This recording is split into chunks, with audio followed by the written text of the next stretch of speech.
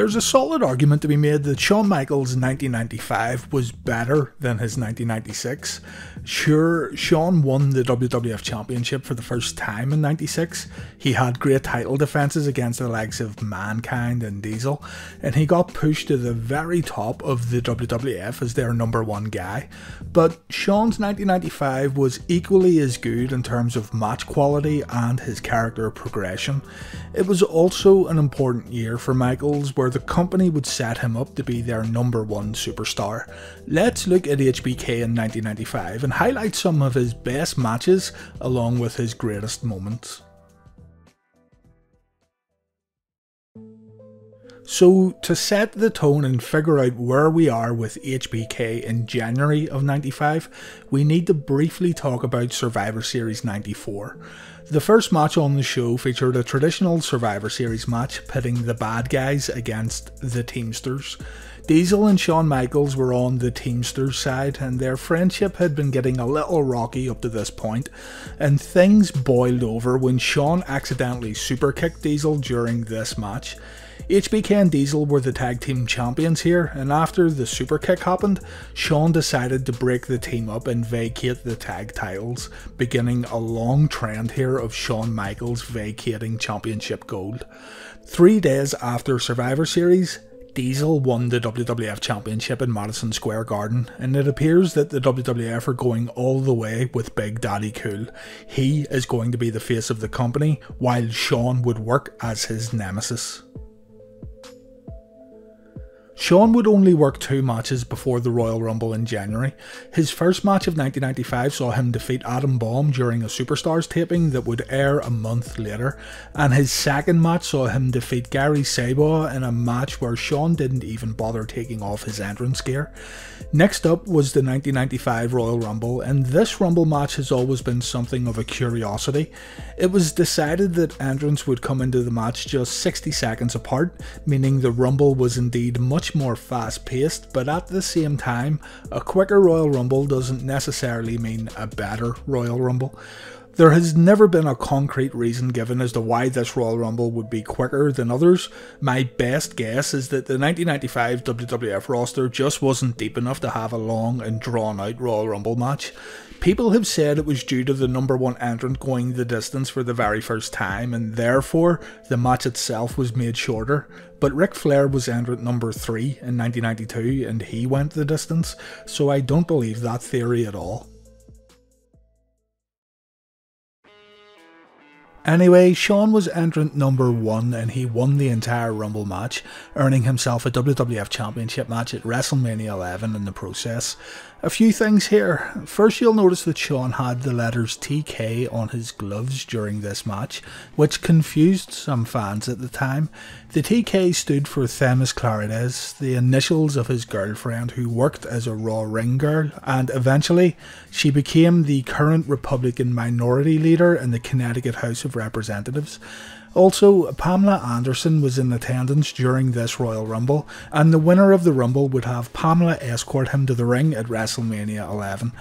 Anyway, the match came down to Shawn and Davey Boy Smith, the man who drew number 2, and even though most of the Rumble match had been quite forgettable, the crowd came alive when the match came down to the final 2 men. In one of the most memorable Royal Rumble match endings, Davey Boy thought he had eliminated Shawn with a clothesline, and just as Davey Boy's music played in the arena, Shawn got back in the ring and eliminated the British Bulldog. Both of Shawn's feet did not touch the floor, and he managed to hang on and score the win. Even though the Rumble itself may not have been that great, the ending was done well here, and HBK would be going to WrestleMania with Pamela Anderson at his side. Shawn made history here by becoming the first man to win the Royal Rumble after entering the match at number 1.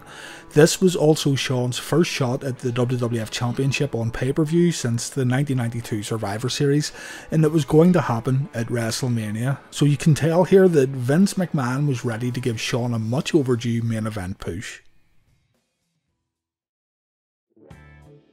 So before we get to WrestleMania, let's take a look at what happened between the Rumble and the Mania main event. The episode of Raw after the Royal Rumble was taped before the Rumble pay-per-view, so in order to keep the Royal Rumble winner a secret from the live audience, Shawn done some colour commentary here where he could talk freely about winning the Royal Rumble match to the viewers at home without the live audience getting a huge spoiler. On the house shows, Shawn was getting wins over Davey Boy Smith and Lex Luger. On the February 20th edition of Raw, Shawn Michaels introduced his new bodyguard to the WWF, the one and only Psycho Sid. Sid would play an important part of Shawn's 1995, but more on that later. Later this same night, Shawn Michaels defeated the British Bulldog, but the match was aired 2 weeks later on Monday Night Raw. Throughout all of March, Shawn Michaels didn't have any matches on television with the exception of the taped Davey Boy Smith match. His house show schedule was interesting though, mainly teaming up with Jeff Jarrett to do battle with his clique buddies Diesel and Razor Ramon. Next up then is HBK vs Diesel at WrestleMania 11. A good match here that becomes even better when you have a little bit of the backstory. To get it out of the way, Pamela Anderson ended up coming to the ring with Diesel and not HBK. Instead, Shawn had Jenny McCarthy escort him to the ring. That's that done. On to the match here, and yeah, this was pretty good. In my opinion, it was the best match of the night. Kevin Nash has said that even though he and Michaels were good friends, Shawn was doing everything he could here to tire Diesel out during this match, working at a much faster pace than normal in hopes of showing Kevin up and proving that he didn't have what it took to go toe to toe with HBK. This was Shawn's competitive side coming out here. Friends or not, he was trying to prove a point that he should be the WWF champion and not Diesel, even though Big Daddy Cool was booked to win this match. In Shawn's heartbreaking triumph autobiography, it's revealed that both he and Diesel were very much against a planned spot which was orchestrated by Vince McMahon. Shawn was to nail Diesel with a super kick and Diesel was to kick out strong. Diesel felt that kicking out of Shawn's finish would not help him look strong, but instead the people would see through it and see that Diesel was being pushed too hard in this match.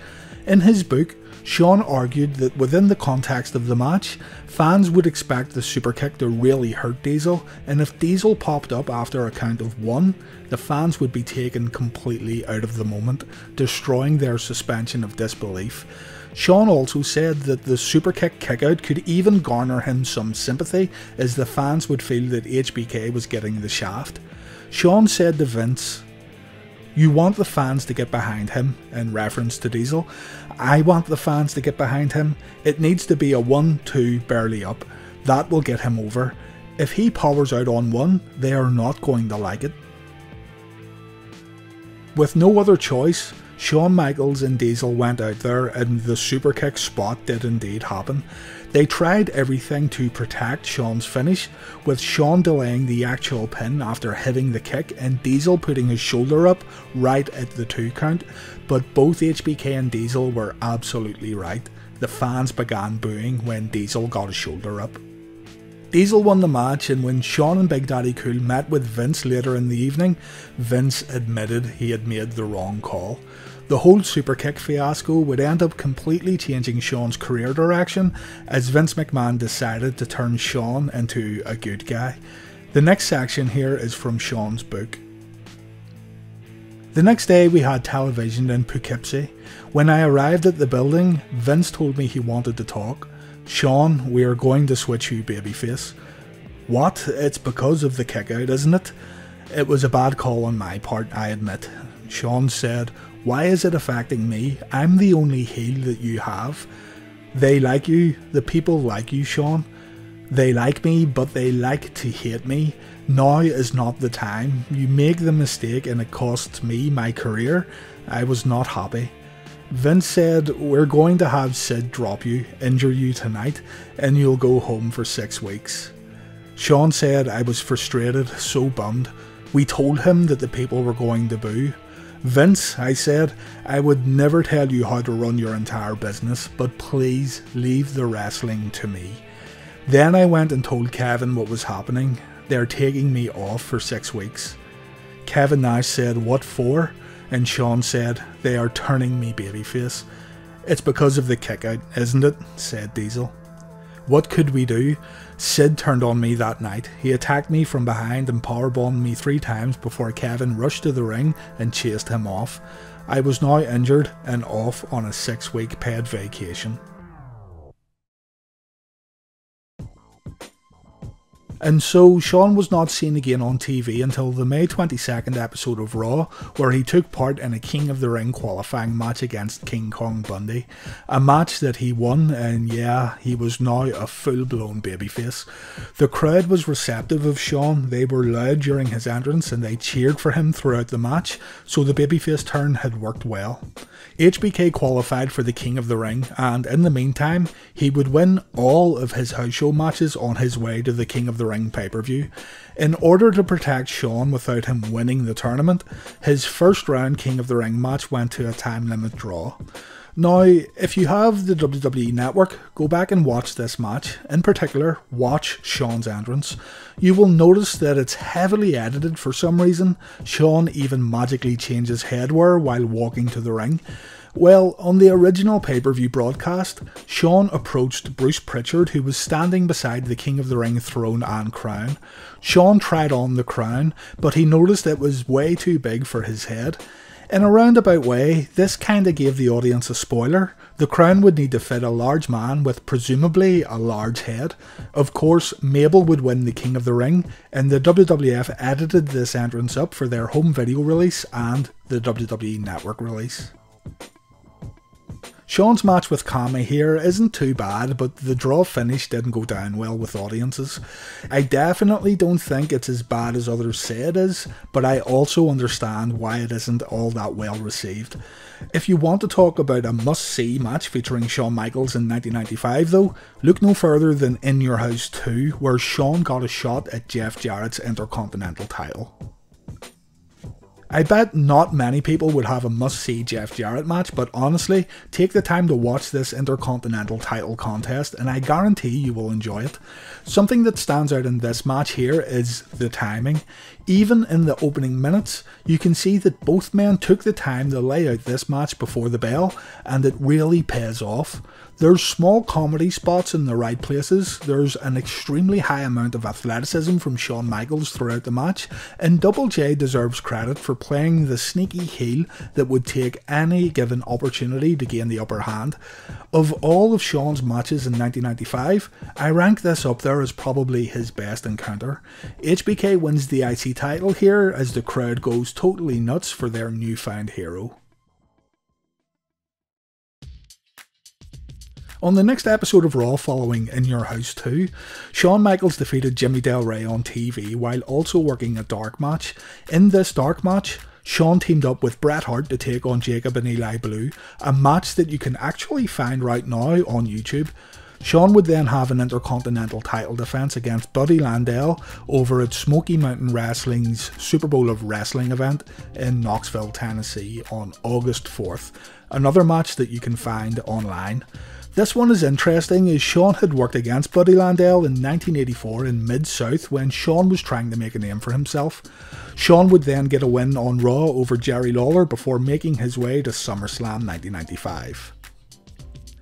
The plan then at SummerSlam was for Razor Ramon and Shawn Michaels to have a babyface versus babyface ladder match, a rematch of their timeless WrestleMania 10 encounter.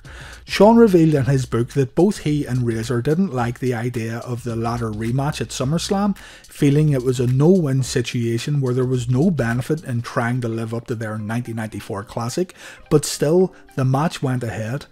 Right before the match, Vince McMahon approached Razor and Shawn and revealed that the ladder could not be used as a weapon. Due to a new violence code that Vince McMahon introduced to the company, the boss didn't want to see the ladder being used to cause physical harm.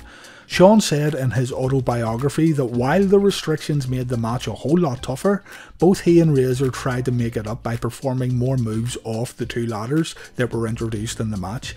And also, contrary to what everyone seems to think and say, Shawn and Razor still hit each other with the ladder, but it was played off as more accidental.